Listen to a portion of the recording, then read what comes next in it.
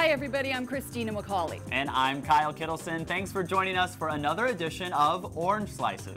Get ready for more slices of life featuring the terrific people, places, and things that make Orange County such a great place to live. That's absolutely right. And in this show, we'll meet an amazing man who ran into trouble with gangs early in life and was left in a wheelchair. But now, he gives back to his community in a very special way.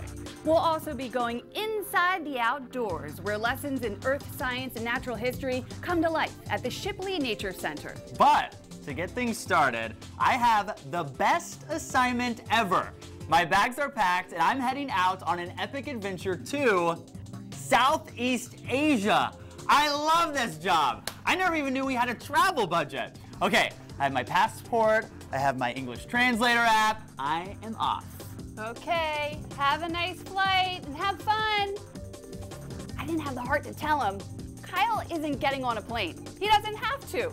Right here in the heart of Orange County, Little Saigon has become a tourist destination for people all across the country to experience Vietnamese and Southeast Asian lifestyle and culture. Let's join Kyle for a far-off adventure right here at home. If your Rolex is broken, you'll have to deal with Rolex directly. Unless you know this man. He's one of the few independent watchmakers with an elite certification to repair fine watches. Most of the CW21 certified watchmakers, they work at the service centers. There's not many of us, so it's pretty rare. The certification took more than 3 years of intensive training in Switzerland. But the road to his rare specialty started when he was a boy, inspired by his immigrant father. Yeah, I came from Vietnam in 1975. I came here with the trade, the watchmaking, repair watches in Vietnam from my family. My father was a watchmaker, and my grandfather was a watchmaker. As I grew up, I knew I wanted to take over the business, so studying and schooling was the most important thing. So I went to business school and graduated from Cal State Long Beach and so forth. But I knew, I said, if I want to be a true watchmaker, I got to get formal training as well. And that's when I went to Switzerland. But like many immigrant families, success did not come easy. After the 1975 fall of Saigon, thousands of refugees were finding their way to the small community of Westminster. It's now home to the largest population of Vietnamese Americans outside of Vietnam, a thriving community of business owners and professionals along Bolsa Avenue. Back in the early 80s, shortly before being elected to city council, Kathy Bucco was a property manager. There were only like 3 shopping centers here back in those days, and the rest was pretty much industrial and agricultural land. And so all of that has changed now to now the entire Bolsa Avenue is all commerce now. Kathy found herself at the forefront of a culture clash. We had a lot of difficult times back in those days.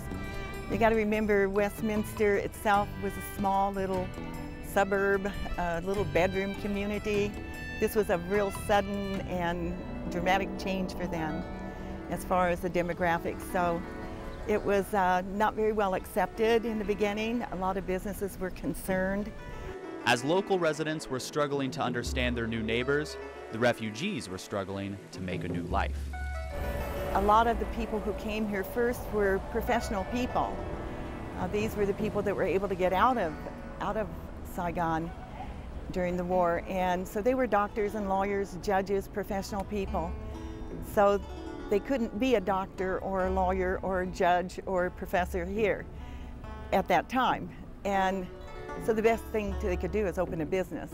During her time on council and as mayor, she sought out ways to ease cultural tensions. We were able to form some task force with different agencies and groups, particularly the police department, Westminster PD, who was very, very helpful to put together some courses where they could understand the culture and understand the language and just simple gestures.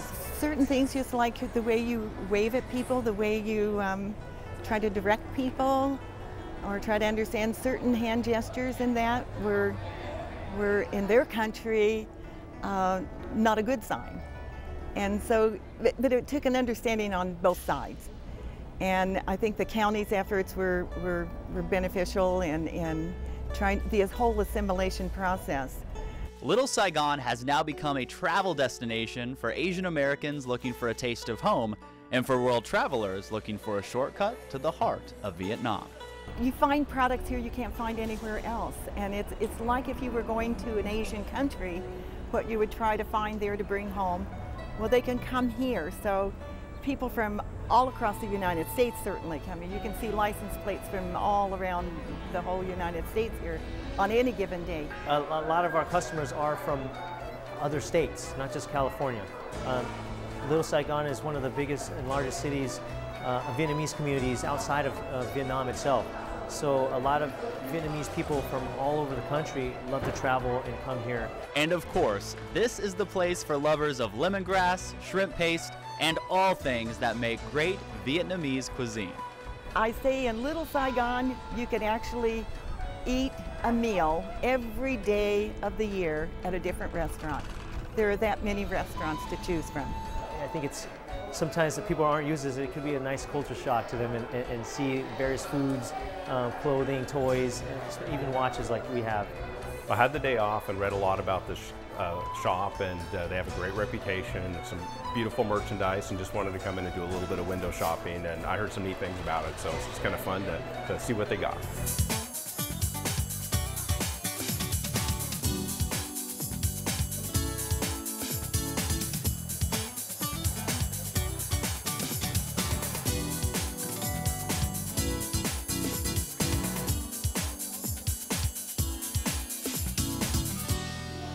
Little Saigon's crown jewel is the Asian Garden Mall.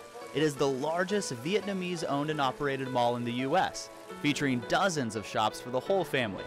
Most every store combines culture, style, and tradition, reflections of the past in modern-day clothes, toys, whatever you're looking for.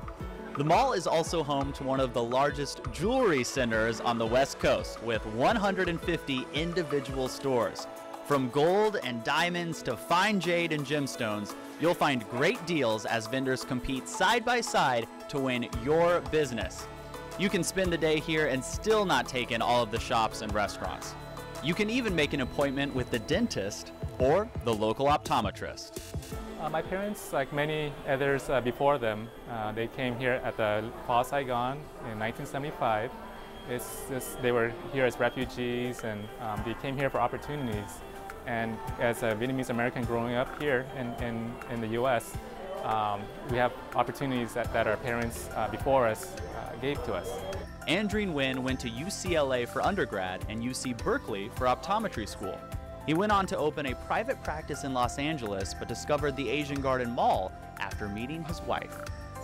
My wife and her family, they have jewelry stores upstairs, and through them I kind of know this area. And not only that, the Asian Garden Mall is an iconic destination for Vietnamese America, for our families, and for many Vietnamese all over America and over the world. So it's a great spot. It's home now, and I love it here. There's even a section of the mall set aside for prayer and meditation, a shrine amidst the hustle and bustle of tourists and shoppers. Years of hard work have paid off for future generations of Vietnamese Americans, and these young professionals have their parents to thank. If it wasn't for him, I probably would have never even known about watchmaking. Like most people don't think about that, but there is a career opportunity there, and there is a field for that.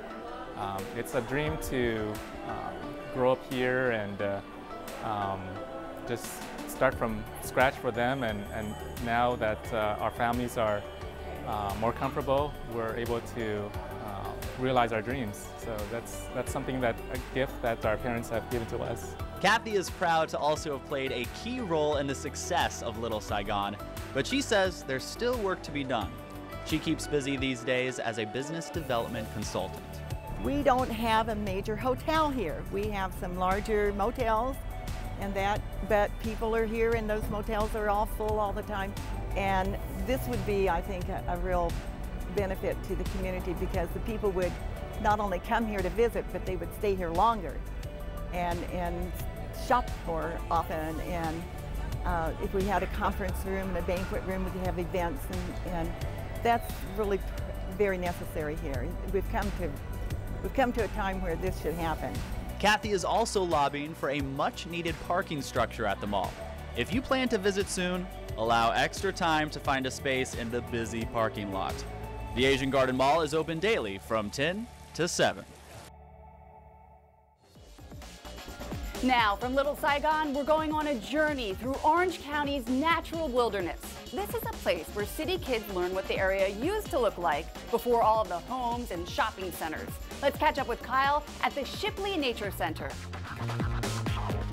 Scientists are looking and studying this little salamander, and they're saying, hey, if we can learn how he does it. These kids are learning some pretty amazing salamander secrets. They can regenerate missing limbs, they're able to drink water through their skin, and one day, scientists hope to learn if humans can too. Meeting incredible creatures is just part of Inside the Outdoors, an environmental science program through the Orange County Department of Education. Thumbs up! Thumbs up!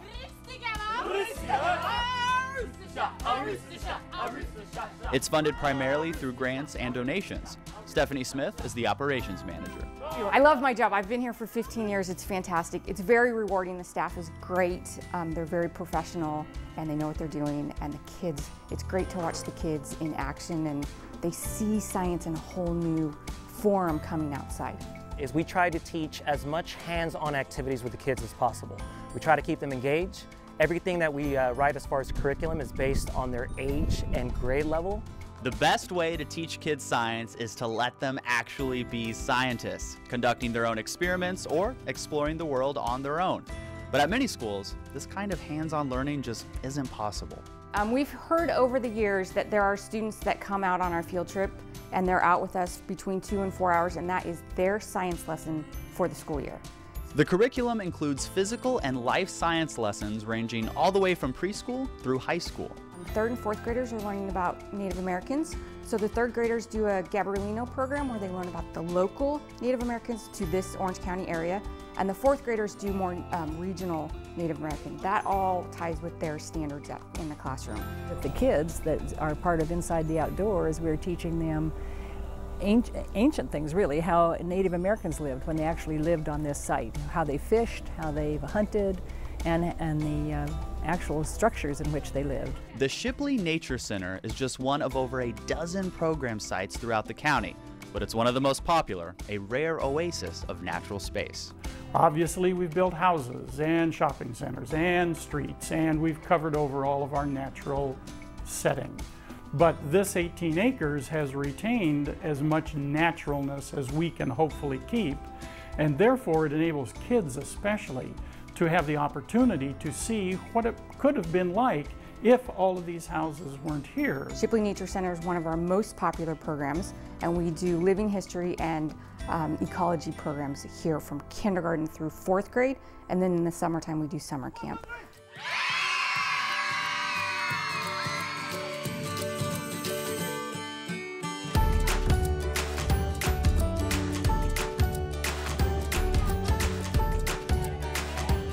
The summer camps are packed with learning, but it all feels like fun and games.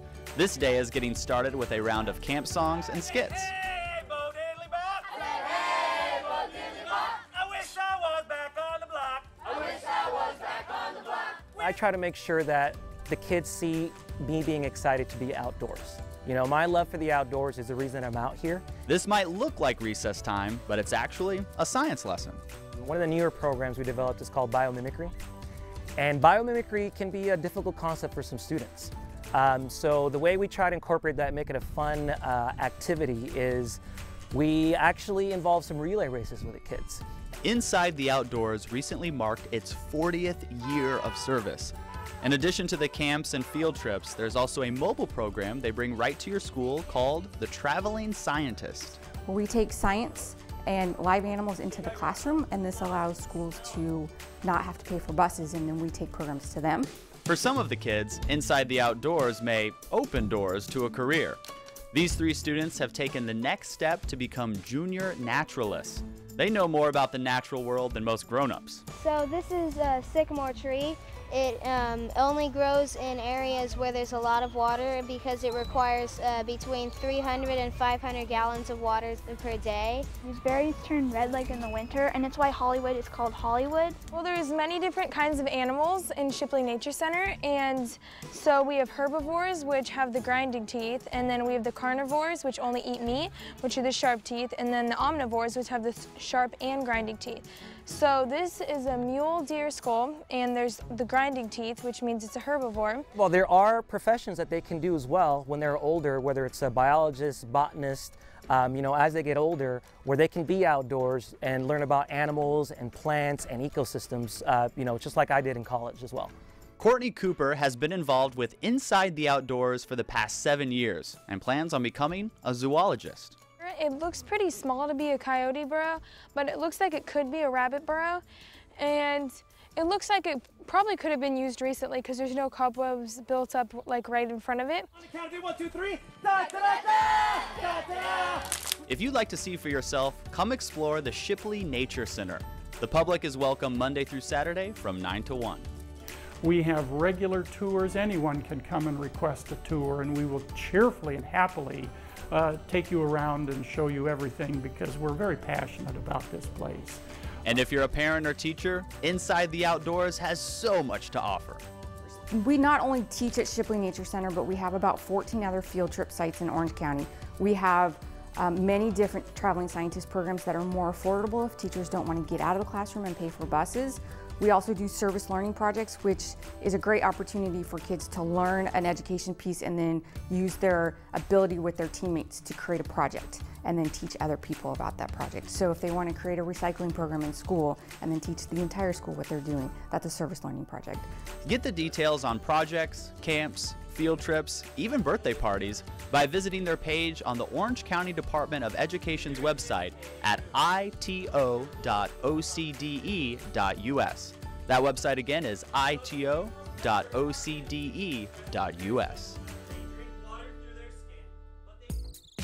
Now for our final slice. Kyle introduces us to a Stanton man who hasn't let his wheelchair get in the way of his desire to give back to his community. Let's meet Victor Barrios.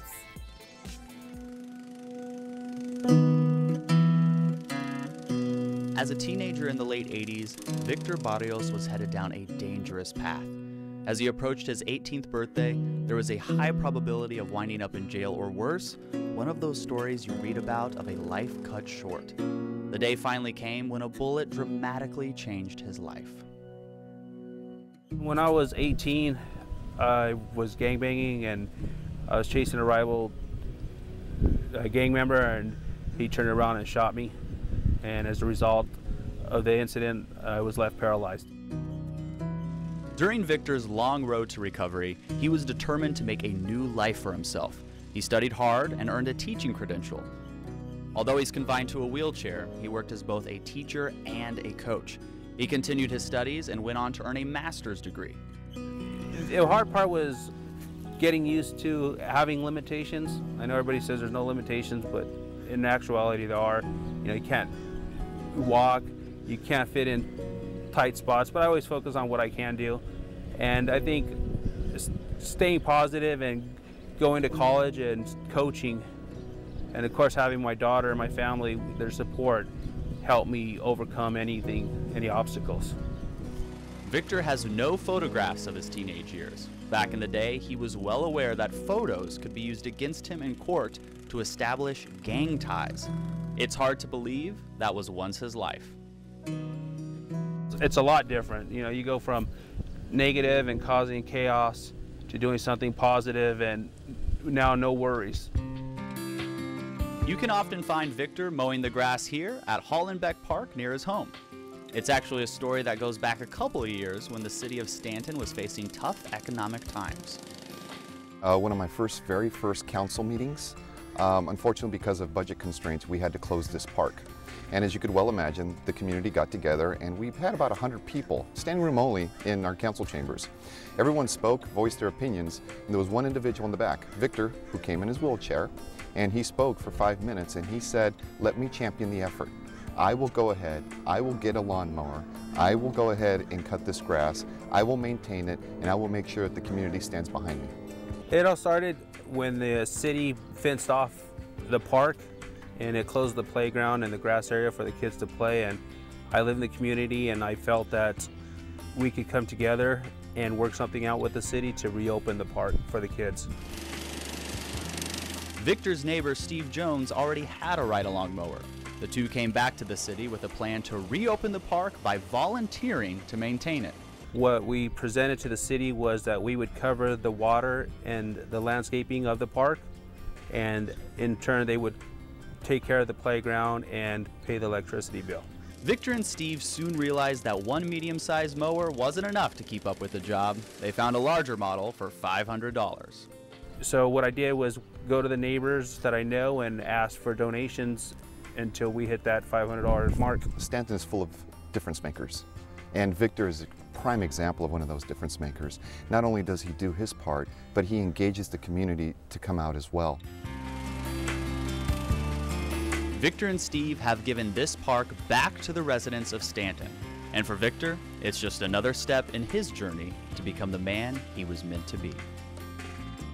As a young gang member, you know, is always to be up on top of the gang, and there's more to life than that. You have to make positive choices, which will equal positive consequences.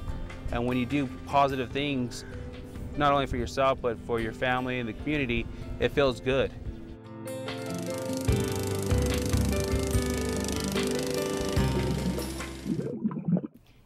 Welcome back. Some great slices today, really fun and inspirational too. Thanks, Christina. Victor is definitely an inspiration. And of course, the Shipley Nature Center is a great place to learn or just get away. That's right, and if you really want to get away, as you know, little Saigon is like taking a trip halfway around the world. You know, I didn't really think I was getting on a plane. I still love my job, even though I know our budget doesn't quite cover international travel yet. Well, I hear there are so many restaurants in Little Saigon. You can eat out every night of the year and never dine at the same place. It's true. If you've never been, you really need to check out the dining, the shopping, and bring the whole family. It's a great cultural experience. Absolutely. Well, that's going to wrap it up for this edition of Orange Slices. Remember, guys, if you have an idea about something or someone that would make a great slice, let us know. Find our Orange Slices page on Facebook. We would love to hear from you. Until then, I'm Christina Macauley. And I'm Kyle Kittleson. We'll see you next time. Just a little bit more to your right once he exits the frame. Oh, okay. Yeah, you guys are good together. Thanks. We're good together. Until then, I'm Christina Macauley. And I'm Kyle Kittleson. And we will see you next time. I stumbled. On my name, of course. And I'm Christina Macauley. Quick test. Christina, what's your name? Kyle Kittleson. That's how I am, too. Yeah. I just walk around like that. This. Such a good impression of me. Thanks, Christina. Victor is definitely an inspiration. And of course, the Shipley Nature Center is a great way to learn and... Sorry. It's not? Nope. It's very accurate. Where's the beach? Yeah, my arms I'm are Kyle. huge, too. All right, we're going to do take 4 in 3, 2, 1. Oh, no, we're not. No, we're not. And I'm ready to go. I have my passport. I have my English translator app. Was that good? That was pretty good. We were amazing. Yeah. We were amazing. We talked about it. Yeah, I don't know, when you hit that one, I was like, Kyle's awesome. I felt the same way. That's where you're supposed to say Christina's awesome. Oh, right.